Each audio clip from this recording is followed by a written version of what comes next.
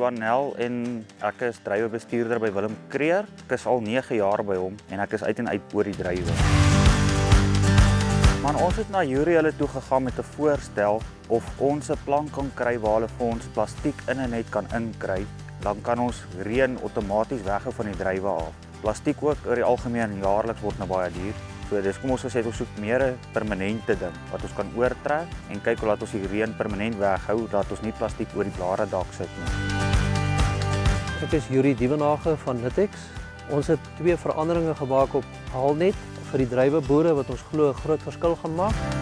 Willem Kreer van Marble Hall het gekom na ons toe en vir ons gevra of hy kan nie dalk 'n waterdigte net kry wat 'n kombinasie van die plastiek is met die net nie. So ons het dit toe gedoen en ons tweede verandering wat ons gemaak het is ons het 'n huil release wat ons huil release noem in die net ingebrei, daai swart gate wat julle daarbo sien. Hierdie was die eerste proef wat ons opgesit het en soos julle kan sien is die net te sterk en kon ons nie die net ver genoeg afgetrek kry nie. So ons het basies 'n platdak struktuur gekry wat die haal nie van sal afval nie.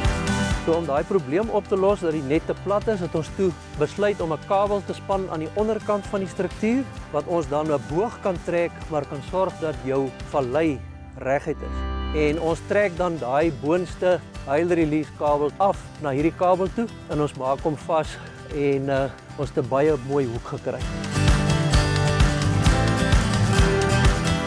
Die produk word nippel genoem en dit is al 'n hele klompie jare op die mark. Wat ons doen is ons vat basies die net wat ons vervaardig en ons smelt 'n laag plastiek op die net vas. So hierdie net het basies 2 kenmerke wat die ander net nie het nie. Hy's waterdig en hy het huil release.